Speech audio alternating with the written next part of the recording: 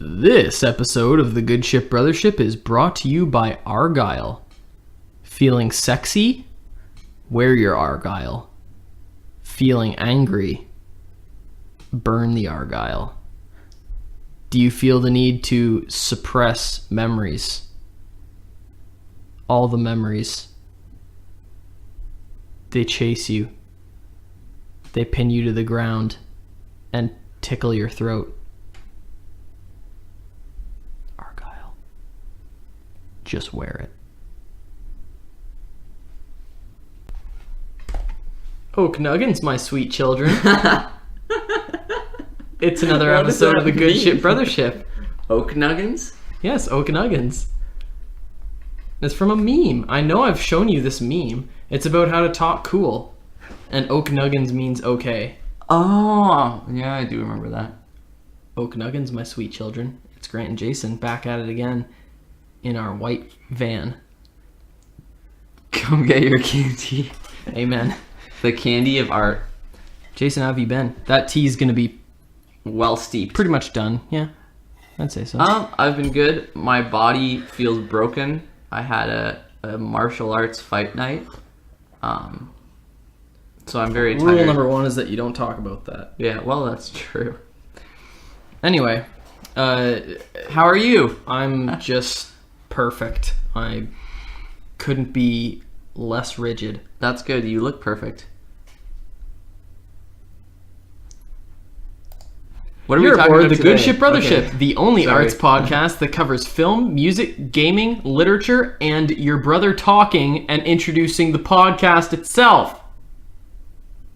I'm Jason. Grant. What are we talking about today? Today, we will be talking about the video game Journey, along with the music album Bring Me Your Love by City and Colour. And so the kind of impetus, I guess, for reviewing each of these items would be that I got told a whole lot that I need to listen to City and Colour. Me too, actually. One of the culprits was Rain, Jason's boss at his part-time job, and my former boss.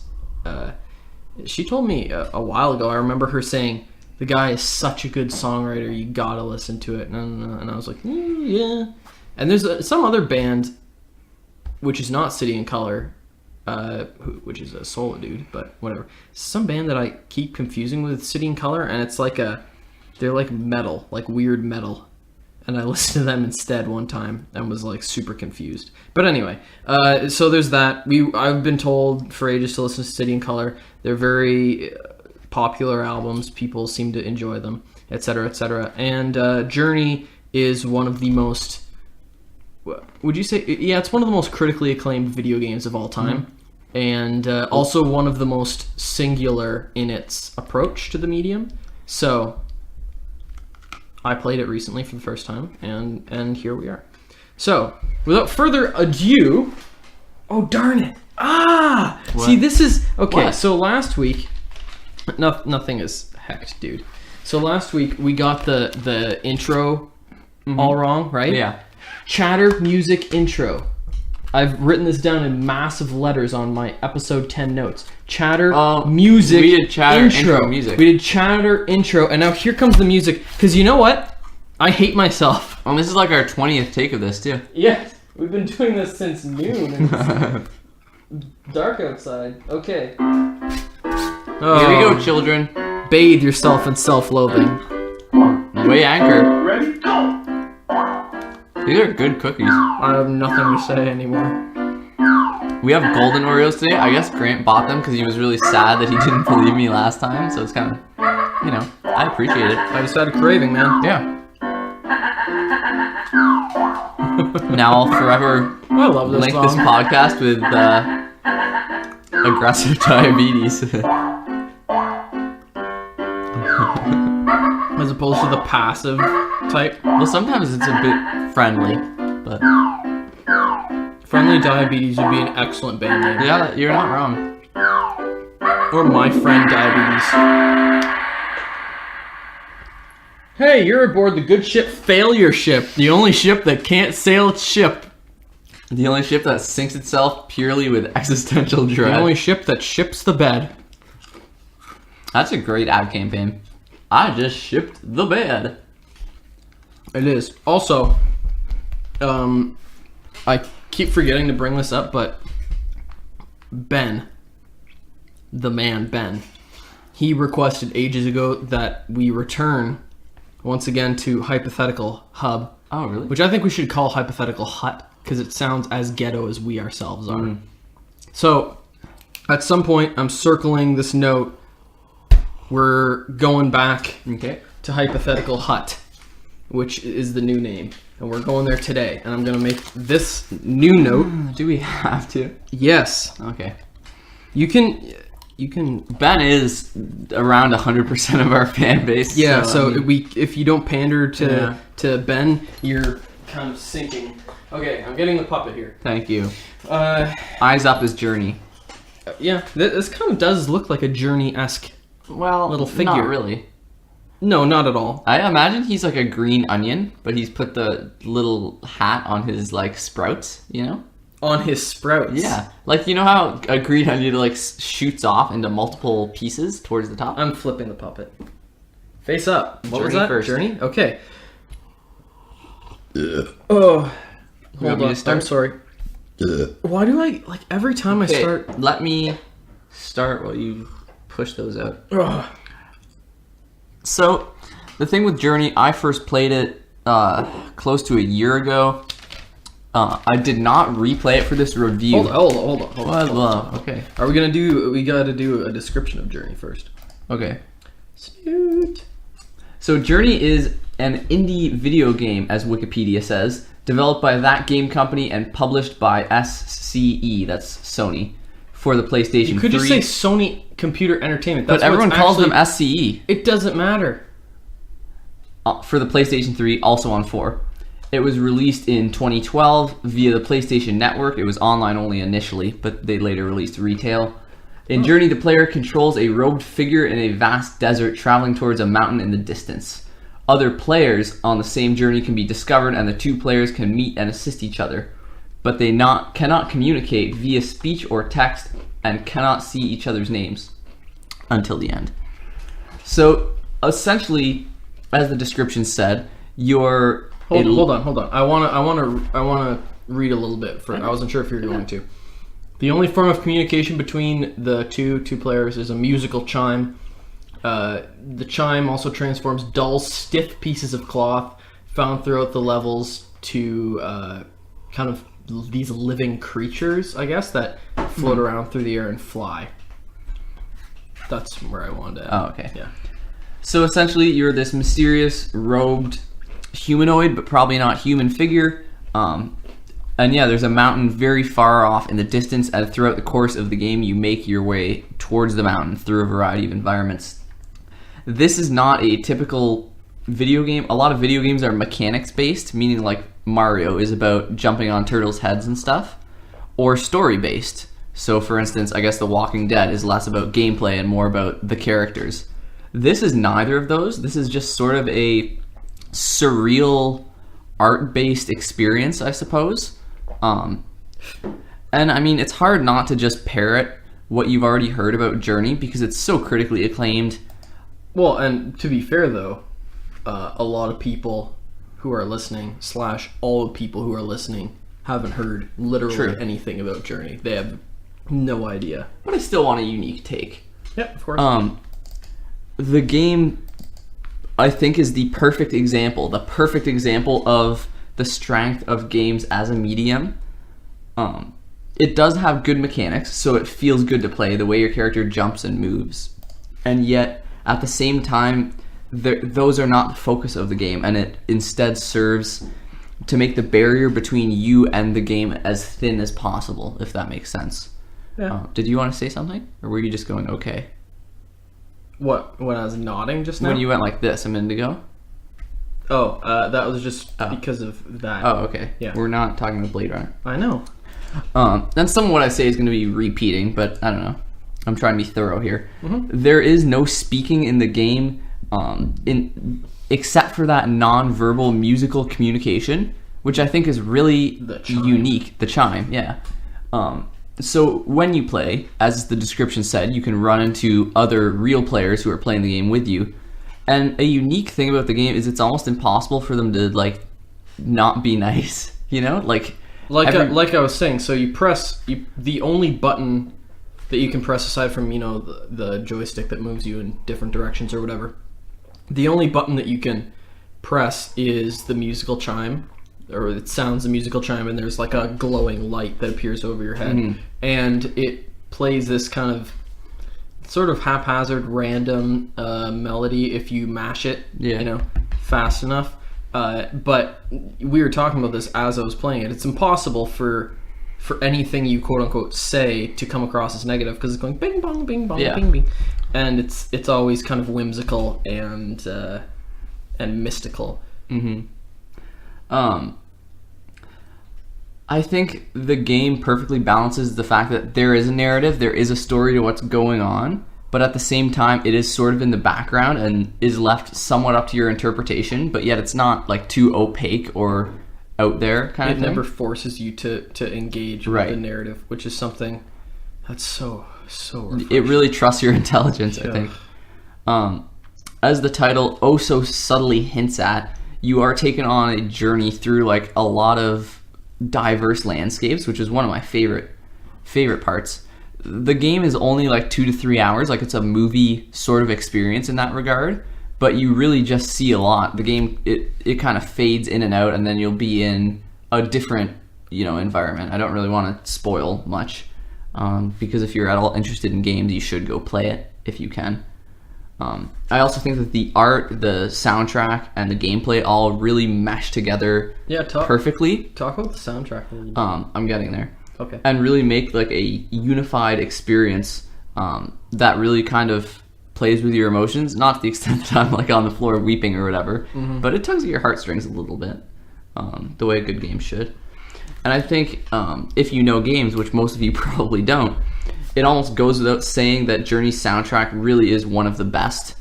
I first heard it before I played the game, and then I was a total poser and put the vinyl on my birthday list, and Grant bought it for me before I had actually played the game. Limited edition. Thanks, buddy. No big deal. But it's so fantastic. It totally stands on its own, even without the game. And I mean, we could do a whole review just on the soundtrack, in my opinion. It's honestly that good. The tracks flow from one to the other so smoothly, yet they still stand on their own. It's really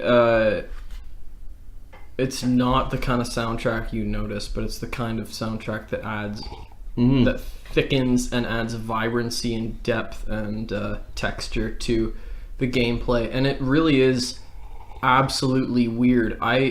Now that I'm thinking, and I played this game this week, right? Or Sunday? I don't know. Whatever. A few days ago. And I can legitimately only remember, now that I really think about it, 2 instances where I cognizantly thought or noticed the soundtrack. The one being where it shifts from a more major motif to a minor. Yeah. And there's kind of a sense of foreboding. And then in the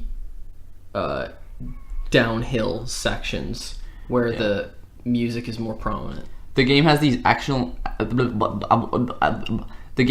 exceptional transitional sequences where your guys sliding. It's almost a similar action to like snowboarding or like skiing. Yeah, I wasn't sure how in depth. But your guys basically just gliding down a hill. Well, you just brought it up, so. Well, I said the downhill sections, trying to be as opaque as I could, and then you're just like, whoosh, forget that. Should we redact this whole episode? Yes. And never make. Let's redact this whole project's existence. So yeah, long story short, it's really a great example of the tired argument that games are art. Personally, I don't really think that needs to be argued, because I think it's clear as day to anybody with an open mind kind of thing that games can be a powerful art form. And this is a great example of stunning, like, painterly visuals and a beautiful soundtrack, and a stirring, subtle narrative. It really is. I mean, I don't think anything is beyond reproach, but I can't really think of a fair criticism to level at it. But maybe you can. A new game was just released today. Today being The embargo lifted today. I don't know the when embargo it releases. lifted today. Yeah, you're right. Being the 27th of April. Yeah, and it's called What Remains of Edith Finch, and it's kind of in a similar wheelhouse genre corner Yeah. to this I would game. just call it an art house game. Yeah, Same as Journey. they're arty, and a lot of people though aren't actually aware that those games exist because they think that Yeah. the games that get made and get played now are, some sports games, a smattering of those, and then it's basically GTA, Grand Theft Auto, and Call of Duty, or Halo or whatever. And that's through no fault of their own. Yeah. That's just the games that have the biggest budgets. But there is a whole Movement. section of really interesting, and to more simply describe them to the uninitiated would be, it's like an interactive movie kind Yeah. of. That's fair. Now this game, What Remains of Edith Finch, they just released gameplay footage for it and whatnot. This is 2017, and the game Journey that we're talking about, 2012, looks better than the released footage. There's almost no game that looks better than Journey graphically. And that's 5 years, and we all know how fast computer technology moves, and it's just mind pulverizing to me that this game has stayed on the top of the heap for 5 years. That said, and this is a technicality kind of, but a couple years after its release, it was up-resed and enhanced for the PS4, so it's technically a bit more modern than that. But the base is the same. Yeah. The DNA. Okay, so anyway, let me dive right into this. Journey would quite possibly be in my top 5 games of all time. Really? After this playthrough, it was by far the most cinematic experience I've ever had while holding a video game controller in my hands. And it was the most absorbed I've ever been in a game that's that monolithic and obscure in its telling of the story. Like you said when you introduced it, you're this robed figure. You never see your face; it's just eyes, and it's kind of an Arab looking. Yeah. Sort of like Persian Desert almost. traveler. Just like it's like a cone of cloth over but minus the Ku Klux Klan association. True. But and you're just wandering around, but the visuals, you can feel the sun beating down, and there's sand everywhere. Sand's one of the motifs of the games, and you can feel the sand squishing underneath the traveler's pointy little feet as it hauls itself up the side of a dune. The traveling is the journey. I say this way too much. I say it's the journey, not the destination. But that really is the case for this game. And the journey sections are so not a chore as they would be in any other game. When you're walking from point A to point B and you're like, man, I wish that there was some way to not do this, and then the game say, here's fast travel, you can just zap to places. But Journey's a game that says, let's think about how rewarding and absorbing we can make the act of walking from one place to another. It's like absolutely breathtaking visually, and it's crazy how much they managed to cram into this game. And you said this in terms of like art styles and colors, but it doesn't seem forced. No, it really doesn't. And it's not like we need a jungle level, we need a water level, we need a snow level. No, yeah. But they have it's not like out of we need to do this. It's not, but the flow from section to section is not entirely natural, if you know what I mean. True. It's more like, let's see what kind of interesting juxtaposition we can throw at you now. And then you go through the gate or whatever and you go, wow. And it's like you're re-experiencing things for actually, if you re-experience something, then it is for the first time. So I don't need to clarify that. But anyway, if you're not a video game person, which I know many of you are not, please, for the love of God, go to YouTube and search Journey playthrough. Only if there's no way you have access to actually play the game, because I feel a lot of people, Jason, just want to see what we're talking about, right? Okay, a lot of people aren't willing to even go and spend the hour and a half, 2 hours to 3 hours that it takes to play the game. So if that's not a possibility for you, if you don't own a console or you just don't like playing the act of playing games, then just go to YouTube. That's fair. And it would be a gorgeous animated film. True. And there are lots with no commentary. Obviously, pick one with no commentary, and just put it on and turn out the lights in your room and just kind of soak it in for, as long as you want to. The story, I don't know if it's a story of an ancient civilization. You're kind of traveling through. I almost call it lore. You're picking up these little pieces, these disparate pieces. There's no real. The meaning of the game is whatever you choose to bring to it, whatever you impose on it. And I don't mean that in a negative, this is an empty, hollow, experience or whatever. It's a very rich experience with a lot of interesting symbols and hidden meanings and all that sort of thing. But I just mean to say it's a catalyst for your experience. Joseph Burgle, colloquially known as Joe Berg, my photography mentor, all around good guy. He always says that a picture is a container. That's like one of his catchphrases kind of thing, in that it has shape, it has size, and has definition, but what the viewer brings to it still in the end is kind of what they get out of it. You fill up the picture, as it were, with your own experiences, and so it is with Journey. It's not like this flaky, undefined, wet, soggy mass, but at the same time, it's absolutely up to the viewer's interpretation. And also, I'll add while I'm talking, I don't think I stressed the graphics enough. I'm just going to agree with what you said, but it really is gorgeous. Just like, you feel the heat, and it's not even photorealistic, it's just so gorgeous. Even if you don't want to watch a playthrough or even a part of a playthrough, if you're busy or whatever, or if you're listening to us at work or something, do a cheeky Google search for some screen caps. True.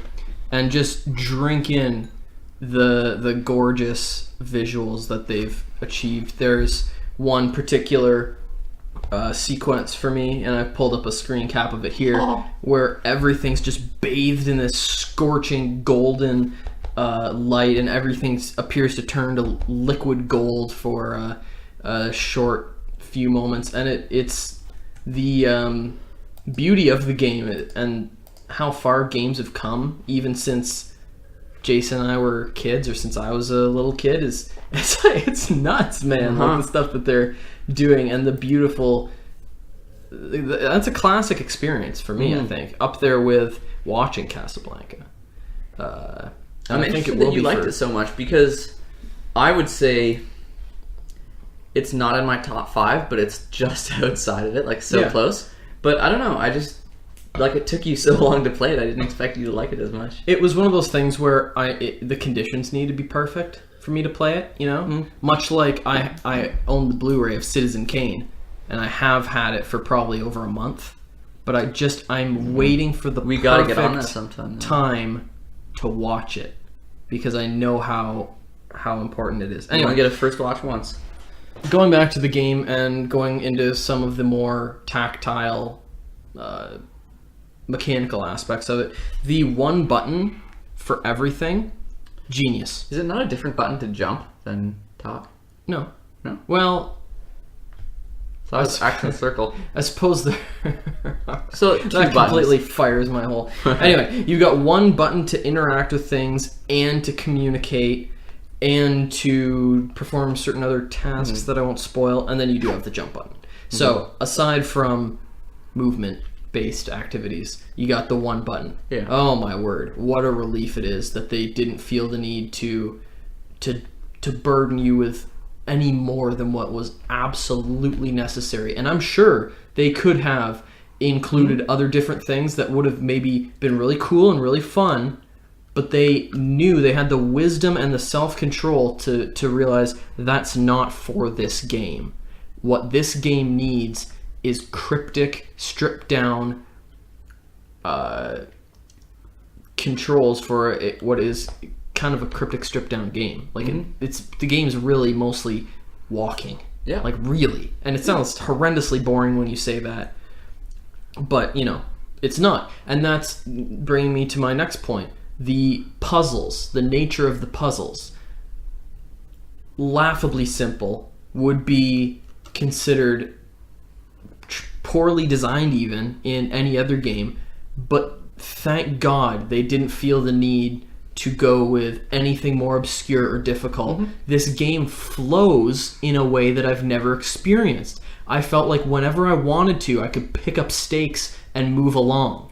The game was waiting for me, and that makes the journey itself all the more tantalizing when it's something that you can actively engage or disengage with at any point in time. And it feels like every time I would step off the path to check out a different area or whatever, felt like I was stepping out of the flow or off of a moving sidewalk or something like that. That would have been a good That Game Company reference if you knew their back catalog. I don't, but flow, yeah.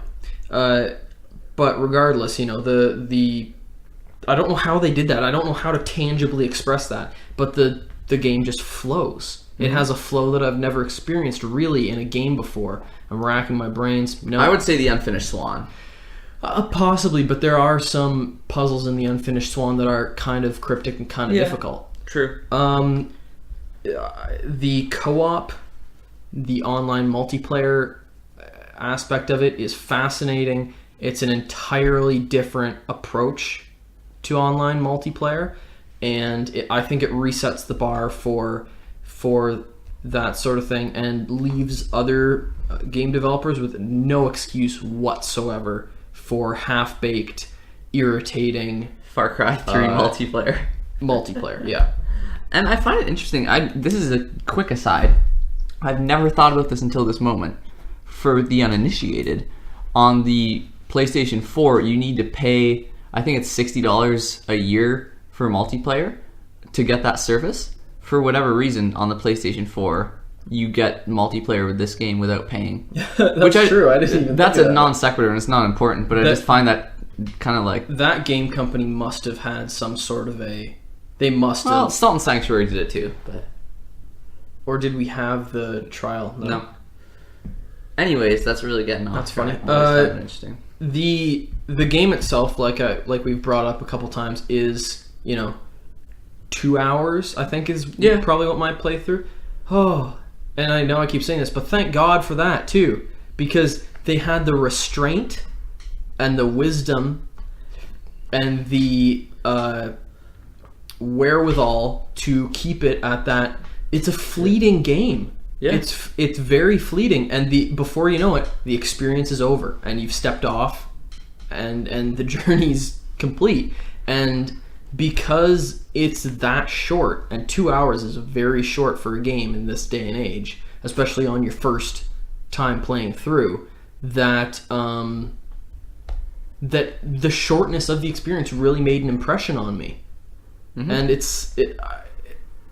sounds kind of erudite to say that the fleeting nature of the game made it more powerful, but brevity is the soul of wit, right? It truly is, and they trimmed all of the fat off of this. Even like games like Dark Souls 1, which is my favorite game of all time, Hotline Miami, and say Ocarina of Time, all three of those games go, okay, we could remove this, and this. These are still top tier legendary experiences, but this game legitimately nothing. You could not lose a single frame, or I wouldn't want to anyway. Dark Souls could lose about 5 journeys worth of content, and it would be better for it. It could lose a lot, but anyway, all that to say, I think it's one of the best looking games of all time, perhaps the most visually stunning to see, to witness.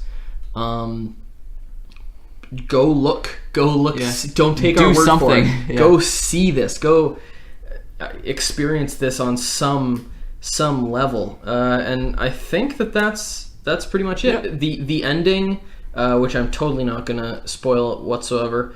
I didn't cry at it. I didn't feel any. I didn't either. Preclusion to well up. I've heard a lot of other people say, "Oh, I cried." I was very emotional, but whatever. I felt it was actually, now that I'm talking about this, it was an experience I've never had playing a game. Is my pulse really quickened right at that ending there, and like my heart was like pounding, you know, and I was like, it felt weird, like to be sitting there playing a game and like I'm like gripped with anticipation. But yeah, so that's Journey. Excellent. Very amazing. Almost beyond reproach. Yeah, I think it is beyond reproach. Now, in between, here in this segment between segments, Jason.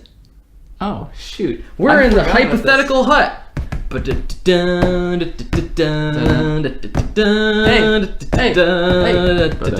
Stop singing and think of a hypothetical question.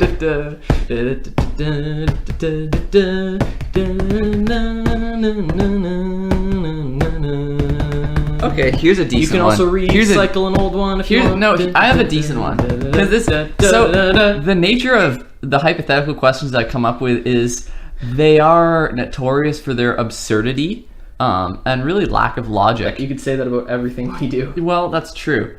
Notorious Absurdity would be a great band name. High five. But I think that's a pretty good one. So, you will receive 9,500 Canadian dollars. Hallelujah. But it's a double entendre, as you'll soon figure out. Oh no. For the next 3 years, every time you see a raisin, you will become significantly ill, to the extent that you won't completely lose function of your bowels, but you're gonna have to make your way to El Baño within the next few minutes. And how long is this period of time? Let's make it 2 years. Say what you said. I had said 3 years. 3 years. For how much money? $9,500. And you see a raisin, and it's not like you soil yourself, but you're like, you see a raisin, you're like, guys, I gotta go. But will this be like on the level of like a coffee poo, where you're like, I'm feeling pressure in that region. Let's say, but a little bit less pleasant. Like, see, this is the thing with a raisin. I could go weeks without seeing one of those. Yeah, and then it's like, but then bam, it's bam, like, bam. Yeah, and now if you see multiple raisins, it will only be the effective one. It's not like you're gonna see a big bag of Thompson raisins and explode. Yeah. What if I get trapped in a loop where some cruel creature, some cruel person puts like a bowl of raisins outside the bathroom door, and every time I open the bathroom door, I'm like, well, you could avert your eyes. So you just not look at the raisin. So it's really if you get tricked to looking. Yeah. I mean, sure, why not? Or someone's like, you want these cookies, and you think they're chocolate chips. You pick that up, and you're like, I really got to go to the bathroom. Then you know that raisins, and somebody cheaped out, wouldn't buy the chocolate. Yeah, I'd say yeah. You would, $9,000's a lot of money. Yeah, for me. That's true. At this point in time. I mean, it's 3 years. Sucks. You have a story for the rest of your life. Probably no one will believe you. Yeah, those 3 years where I was under a voodoo spell. Raisins. Anyway. But I got mad stacks. Yeah, which I spent on raisins. Stocks in raisins. Okay, so moving right along now to Bring Me Your Love by City and Colour. I will read this one out. Bring Me Your Love is the second album by City and Colour, released February 12th. Is that Valentine's Day? No, that's 14th, isn't it? Yep. 2008. According to Billboard, the album debuted at number 11 on the top of the album debuted at number 11 of the top Heat Seekers chart. There's just something about that sentence. It's just an awkward sentence. It's fine. In March 2008, the songs on this album are more folk-oriented with occasional harmonica, bass, drums, banjo, and mandolin. Yeah, of course they are. as opposed to the previous releases, which only consisted of acoustic guitar and piano. On February 8th, the complete album was made available for listening on City and Color's official MySpace profile. You think that's still active? Their first single, Waiting, ellipses, was released on January 24th and was listed for 9 weeks in the Canadian Hot 100. Blah, blah. It was recorded in Hamilton. And City and Color, for those of you who don't know, is Dallas Green. And he was a St. Catharines born musician. Read his full name, please. Dallas Michael John Albert Green. He has 5 names. That's 3 too many. That's 4 too many. He should just be known as Albert. Oh. Or Bert for short. He's a Canadian singer-songwriter. He was also from the band Alexis on Fire. I was going to say Alex is on Fire, and I thought that would be kind of funny. Yeah, I had absolutely no idea that he was in Alexis on Fire until a couple hours ago. Anyway, so like we said, we were told a lot. We were often told to listen to this artist, and I think this album in particular. This is his best-selling album, I believe, and got very popular. Weirdly enough, this is the most hyped album for us between the two of us, and I'm not sure why. Grant started making weird remarks about how excited he was for the show, so then I kind of just started laughing about it and making more weird remarks. I'm not really sure why. So we've really just been... It's been a hot soup of anticipation over here. It's more of a thick stew. Yes.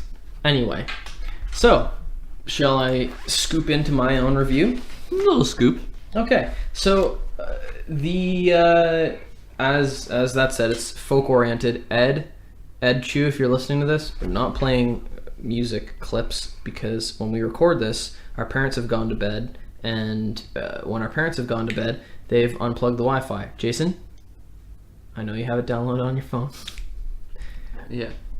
Oh, excuse me. If you want to listen to City and Color, Bring Me Your Love, guess what? Look at the title. Go Google it. Listen to it. It'll take you 3 seconds. Is your life that hard? You're already on YouTube. Oh, my life is so hard.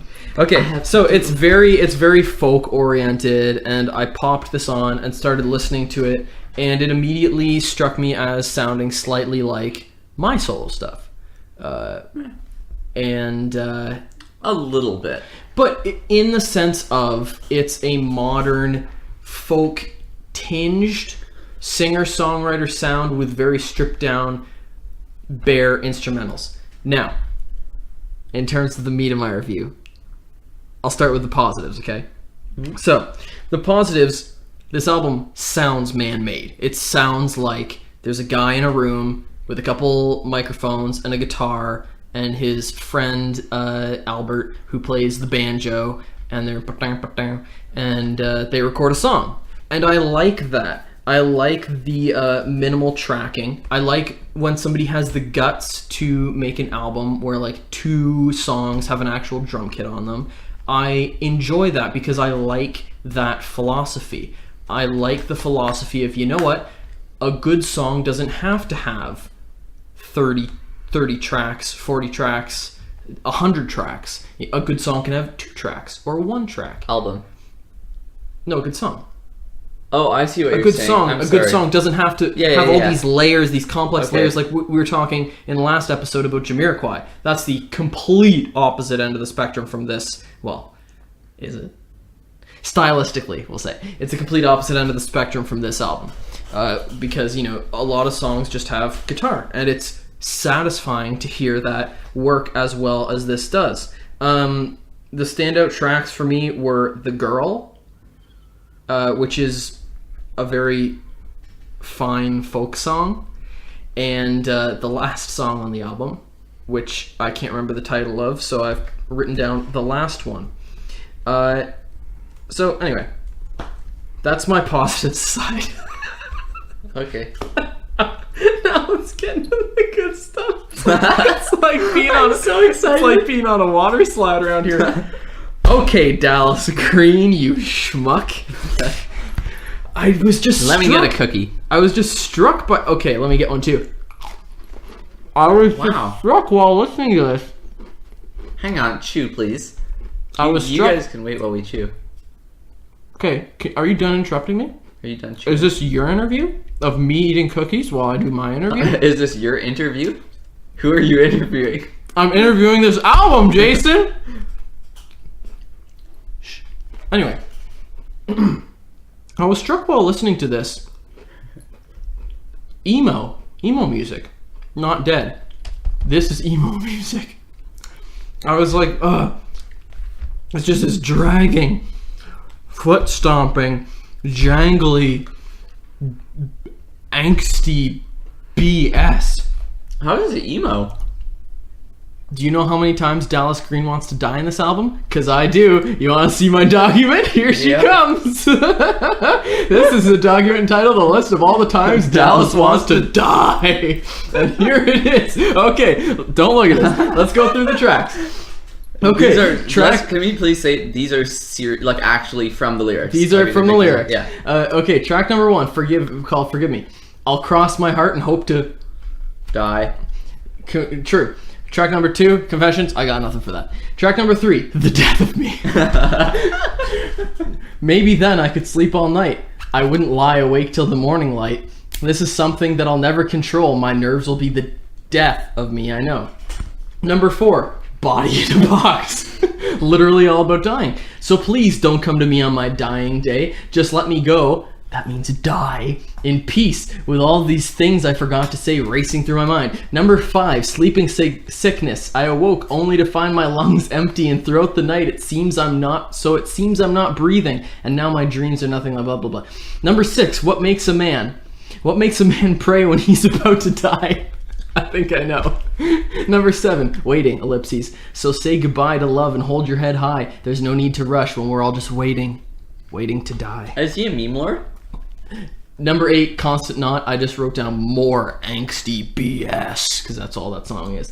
Number 9, Against the Grain. When the day seems lost from the start, you must follow your heart. Has nothing to do with dying, but it's terrible advice. Number 10, The Girl. A decent bare bones folk song. I have nothing to say about that. Yeah. Number 11, Sensible Heart. I wrote nothing down for that because it's not notable. Number 12, As Much as I Ever Could. Lost at Sea. My heartbeat is growing weak. And I was so glad that he survived for that one. He didn't let me down on that last track. He referenced dying or death or being dead or wanting to die. Or maybe he he just wants to die so bad. Why don't you just kill yourself? I don't know. I went to a bad place there. Maybe we can redact that. No, it's fine. So it's just parodically, ridiculously pouty, and it's just this whining voice going on and on, going, "Oh, I miss my girl. She loves me, and I went off to sea to die alone." And you're like, Dallas, can you shut up? You're a successful here's the thing with folk music, good folk music, and I listen to some. I listen to it. I'm Wide Awake, It's Morning by Bright Eyes, who are a good folk band. They're like, we'll review them later. That's one of the best albums ever. Anyway, there are stories. You tell stories. The poetry and the power of folk music comes from stories. And what do stories come from? Characters. And what do you get when you don't have characters in a story? Not a story! It's not a story! There's nothing. If you just take random poetic dying day and all this stuff and you just throw it in a mixing bowl and you punch it a whole bunch with your acoustic guitar and you put on your cowrie shell necklace and sit around the guitar, sit around the campfire that's all your burning guitars, and you're like, oh, I'm sad because I don't know why. I'm actually not sad. I just wrote this as a song because I don't know. And it's just vague, unjustified poetry all throughout. And there's just no, I need to take off my shirt. And there's just no connection there's no justification. There's no reason for any of what he's saying. It's not believable. There's no foundation. It's all artifice. And that's why I said it's not completely diametrically opposed from Automaton. Because Automaton, I thought that's where you're going where he compares a woman to Candy Crush, is vacuous and empty, he did that. Lyrically speaking. And so is this. There is no concrete. But crucially, Automaton sounds fantastic.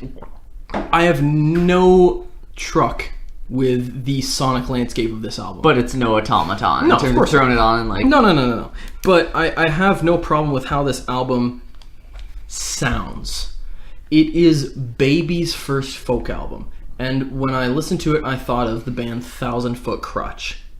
They were the first quote-unquote rock group that I ever got into. And if it wasn't for them... Well, I would have listened to something else, probably better. But if it wasn't for, me discovering them, then, I wouldn't have taken the path that I have in music. And I do appreciate them for being a stepping stone. I stepped on their heads and climbed up the rungs to David Bowie, And Switchfoot. And that's kind of what this feels like. You listen to this album and then you go, oh, wow, folk. And then you find Bright Eyes and they actually change your life. Now, if City and Colour is an artist you love and this is an album you love, you're free to do that. It's not that great. It's not that great at all. And that's what really frustrated me, was it's not that greatness. And it's like there's no part of it which I find repulsive or like overly enraging. It's just I have written down here a very brown album. And it's brown. It's brown and orange plaid. It's a brown log cabin. It's a brown forest. It's the brown car, the brown guy in a brown town. I don't know. There's just... Where did that go? I don't know. But it's like the same song rewritten so many different times, and there are no characters discernibly in this album that I connected with the exception of The Girl, in which it's just him singing about how much his wife still loves him even when he tours. Like, there's just it's disconnected. The lyrics just, it bothers me so much because they are so and they're so unjustified, and it just My document, I didn't try to do this. It's my whole, both my reviews, some notes I've been making throughout the show, is exactly 420 words long. Oh, wow. This album also, I have here, tries to be anemic, or it doesn't try to be anemic, but it is. Yeah, it tries to be heavy and anguished. It's anemic and mopey instead. And the word that would really describe this album, aside from brown, is mopey. It's so mopey. It's just... oh, I'm dead because you killed me with your love. I'm dead, And it's like, the one thing, Dallas Green, the guy who's singing for the whole album, has a nice voice, a very nice voice. It reminds me of the guy from Mark Martel from Down Here, who sounds kind of like Freddie Mercury. It's a very strong, muscular, nice tonally speaking tenor voice, but he never pushes it. And folk music, which comes from blues music, is all about pushing it. And it's about if you're in a dark place, if you're in a sad place, then really sing as though you're in that place now. Like Road to Joy, Bright Eyes, that's one of my favorite Bright Eyes songs. Or what's it called? Song for New World Order by Bright Eyes? I don't know. Yeah, they went wild. Oh, that's Old Soul Song. Old Soul Song. It's too much sticking to the melody. There's just a little bit too much of a polished mentality in this album. I think that's what I feel. Huh. There's too much of a polished mind. A polished mind has made this and consciously gone, okay, how do I make an authentic album? I know. We get one microphone and we sit in the room. I know. We get rusty guitar strings. I know. We record at 2 a.m. I don't think it sound like that. That's not at all. That's not how you make an album that's devoid of polish. How you make an album that's devoid of polish is you jump in with both feet, with your eyes closed, and you just flail about until an album's born. Until you pour out your subconscious into the songs. And, there you go. Now, I am slightly aware, and I am also aware that my review is going pretty long. But I'm kind of aware of the hypocrisy of what I'm saying on a certain level, especially with how much I complained about all the references to death and dying, although they are everywhere. I'm aware that probably if it was a better band in better songs on a better album, I would go, oh, it's a cool concept. That's what I was going to say. But it just doesn't feel like that. Like, the songs, especially lyrically, and folk music, it's a guy and a guitar. It's all about the lyrics. You better believe it. And it's all about the setting that they convey and the picture and the mood that they evoke. Like, you listen to Tangled Up in Blue by Bob Dylan. You go, what a song. What a mysterious, evocative tale he's wound up here. You listen to Dying Day by City and Colour, you're like, okay, well, I feel slightly more suicidal now than I did before, and it's not entirely because of the lyrics. But mostly. Okay, are you finished? I guess. What I did write down here, though, Parachutes is a better alternative if you want this kind of like low-key acoustic-y stuff. Parachutes by Coldplay, and I'm Wide Awake It's Morning by Bright Eyes is just a better folk-ish album in general. Go ahead. I was really worried that my review was going to come off as a little bit like irrational or something like that, but now I think it'll be fine. I came in and exploded all over the room and referenced Nazis. You did explode all over the room. I hope you can clean it up after. So, initially, I had heard of this band from a lot of people as well. It's not really a band. Okay, artist. I'm just saying. Yeah, no, you're right.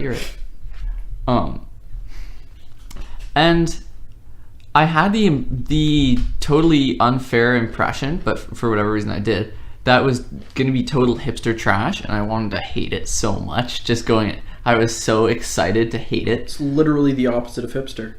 You think so? Yeah. Oh, well, it depends on your definition. I think hipster is like Mac DeMarco, where you purposefully just do your own thing in such a brazen, intentional way that it becomes who you are. I guess. So in that way that he's not. I'm going to call him a hipster for this review, though. So how I would classify the album is... If you mean suede jacket wearing, fedora tipping, that's what I mean. Acoustic guitar slinging, bracelet wearing. I mean cultural hipster, not lifestyle hipster. Then yes. I think that this album had moments of enjoyment interspersed with strong irritation aimed at hipsters. I would just get so irritated. That's the best word for it, is I would just, not angry or anything, just like annoyed. I don't want to sound too spiteful. I actually didn't think the album was bad, and I would say I enjoyed it, but I think it's significantly flawed. And let me be clear. The album is fine, but that is my problem with it. It's so very, very fine. And if he had just... And maybe he was, a bit out of his depth writing. Maybe that's, not what he would normally do, but the writing is so weak. So, I think that tracks like Body in a Box or The Girl, which are also my two standouts, have a beautiful melody, which I found to be one of the strong points of the album. Very catchy. Which sort of masks his writing. But I also think that the writing is not bad, despite the fact that he's either suicidal or he wants people to think he's suicidal. Has a fetish of some sort. But I didn't think his writing overall was bad. I think it could be a lot worse. He's not in Imagine Dragons, let's put it that way. And I think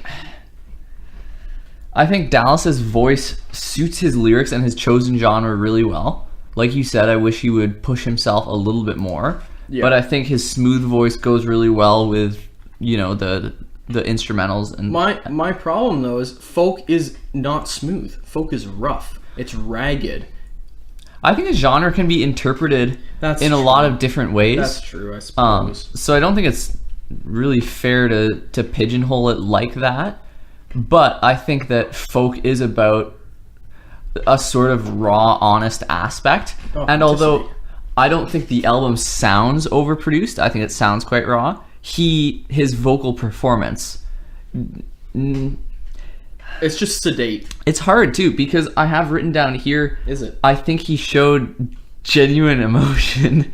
I think he showed real genuine emotion, but at the same time, it felt like he didn't push himself. He just had to let himself go. Totally. Just ignore the haters like us. Gord Downey's guest appearance was very good on Sleeping Sickness. Yeah. I thought the instrumentation was too bland. We're getting into more negatives now. Yeah, okay. On some tracks, like Body in a Box, there were some interesting things. Like we commented on that organ, which was very nice. But overall, it's like... the whole album is very nice. Yeah, but it's like fine acoustic guitar. Like, it's inoffensive.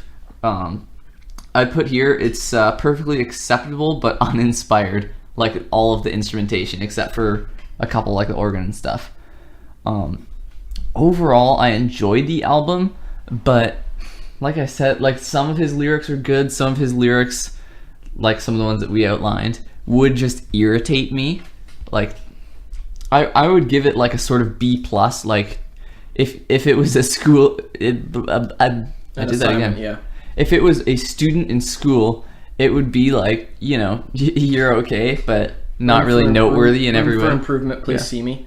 But it was fine. I think the fact that you questioned the instrumentation and didn't like it says something about it as a folk album or a piece of folk art, because the music in folk, especially you listen to Woody Guthrie, Bob Dylan, these are just guys with guitars, and they made 13, 16 track albums, just guys with guitars, some of the most classic albums in music history. That's because the music needs to be just a platform for the story or the message. And when you have a flimsy message, people, you know, that's my opinion anyway. If you pick up on, hey, this is just a guy in a guitar playing just a G chord a lot, you know. Yeah. So, but I did think, like, again, my standards are The Girl and Body in a Box. Like, Body in a Box, I think is a good song. Like, that song I thought was quite good, but then other tracks are like bad. It just wears on you after a while, man. Like, I sat there a few times and listened to the whole album, and it just gets grating after a while. I legitimately did not once listen to the entire album front really to back in one sit. Well, actually, I might have once accidentally, kind of when it was left on in the background, but it's just not that good. And like I said, Babby's first folk album, a lot of 14, 15-year-old girls will listen to this and think they're super hipster and sophisticated, and that they, you know, understand love and death, and they understand one of those things, and it's death. So yeah, I feel like this has been a pretty lively episode. Yep. I also got some really good ideas for future episodes that I wrote down. What do we normally do at the end of these? I can't, like... We say what we're talking about next week. Oh, next episode, we will be talking about... Not next week. I know. 2 weeks. I said next week. I know you did. I wasn't even going to give credence to that, but now you've drawn attention. Got the document open. Next time on The Good Ship Brothership, we will be covering the film Blade Runner, which, if any of you know me, I love Blade Runner. It's one of my favorite movies of all time. And the book it's based on, Do Androids Dream of Electric Sheep? And this is a really interesting pairing because Blade Runner is open, like, it's not like fan theory. Like, Blade Runner is objectively based on the book Do Androids Dream of Electric Sheep by Philip K. Dick, but yet they're not one-to-one the same story. It's not even a... It's partway between, like, a reimagining and a remake. Like, yeah, I've only just started the book, unfortunately, but it's completely different. So we'll kind of be taking Blade Runner, which is obviously one of the classic films of all time. We'll be taking that and Androids and kind of comparing, contrasting, deconstructing, seeing what we liked that maybe Blade Runner changed and what we preferred from the book. It'll be a ton of fun. It'll be kind of a themed episode, and we won't really have necessarily, I don't think, the two segments. Like, I don't know. We'll see what happens. Yeah, I'm excited because it's kind of an experimental thing. Anyway. I might even skim over the book again beforehand. Yep. Because it's pretty sweet. And because we haven't done this in a while, if you're still listening at this point, type I drive a Toyota RAV4 into the comments of this video. That's fair. Even if you don't drive a Toyota RAV4, we still want you to type it. But it's not lying. It's not lying if it's a joke. And we are putting in absolutely no effort to grow the size of this show. But with that said, remember to like, subscribe, share, and construct additional pylons. Yeah. The more pylons, the better. Pylons!